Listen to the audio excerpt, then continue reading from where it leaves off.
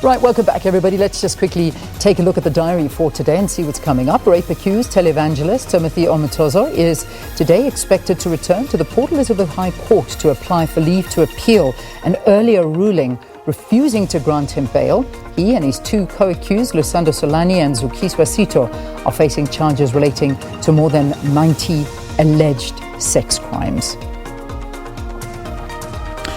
Quickly having a look at the numbers, the cumulative numbers of COVID-19 cases in South Africa, 738,525. Total number of deaths is at 19,845. We've got 680,726 recoveries in the country. So basically meaning that active cases stand at 37,954.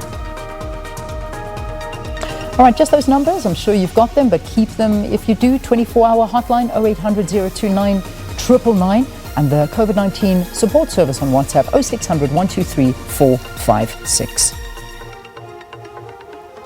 All right, let's get into the trending topics now. And this, of course, was a very, very big story yesterday. In fact, we actually just read the statement that the president released this morning, basically saying how what's happening at the moment is unacceptable. And please, we need to have some restraint happening. Again, I read it. He was saying at this moment, this is from the president, it's important for matriculants, not only at Brackenfell High School, but around the country.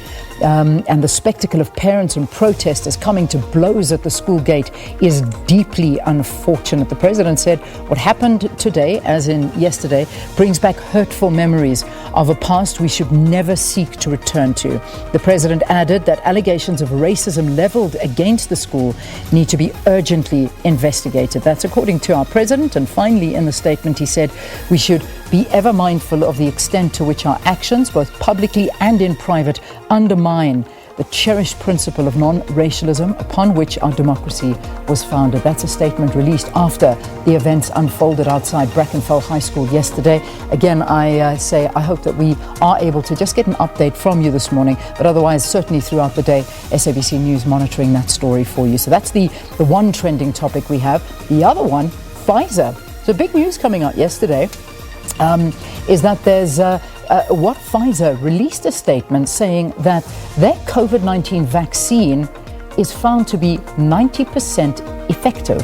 But there are a lot of questions around this. I mean, there really are. You know, I think it was just a press release that came out and everybody got excited. And I was watching an interview with one of the execs of Pfizer last night on an international news network, and people were saying, you know, you've put this press release out, the share price has done exceptionally well, but where's the evidence? You know, you've sort of just given a press release and there's not too much meat and detail around this. And, you know, they were saying, well, give it time, it's coming. And so there were a lot of doubt passed around it. But having said that, it's still a welcome, and people are quite, you know, I suppose, nervously optimistic about this, but saying, you know, there's still a lot of work that needs to be done. And it's also one thing to look at is how realistic it's going to be. I mean, I think that this needs to be transported and stored at sort of minus 80 degrees Celsius. That's what this vaccine needs. Now, in countries like on the African continent, that's something that's going to be very, very difficult. Anyway, so this is the story, though. There's lots of, you know, do your research, have a look at it, but there is much excitement about what is going to be happening in terms of these vaccines. There's a lot of excitement around this announcement, but we wait for more details about this and see some bigger case studies that are doing this. Apparently is on basically 44 people at the moment, the very first 44 people that tested. So let's see how that goes. All right, and then finally, Jackie Pomotse. This is trending on social media now, and it's a massive trending topic, I must say. I've been doing my research and trying to figure out what is going on here, because, you know, I suppose I need to keep up on the social news a little bit more, shouldn't I? Well, this is all coming after, as you heard over the weekend, it was billionaire socialite Ginimbi died in a road accident, and this happened in Harare in Zimbabwe. And now, apparently, Jackie Pomotse came out. She's just released a new book, and she did an Insta story, and she was talking to the kind of black magic that's doing its round, the kind of things that ladies should look out for from so-called blessers, and what it is that you should worry about. Now, I mean, you can dig into this. She speaks about snakes, and she speaks about all these kind of things, snakes in coffins, and I don't know.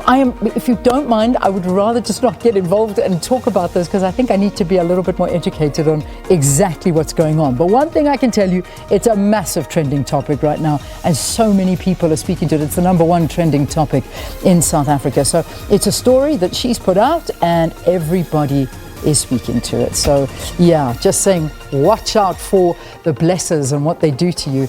And the poor guys are coming and saying, you see, ladies, come to us. We're much nicer to hang around with. We won't do these things to us. So broke is the way to go, according to these guys on Twitter. So you make up your mind. Anyway, all right, there we go. That's a wrap of our trending topics here on the program this morning.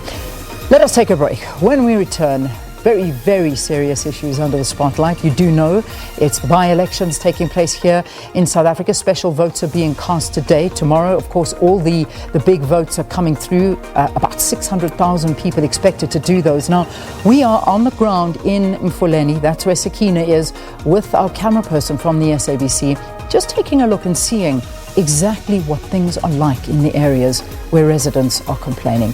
Stay tuned. That's ahead here on the program.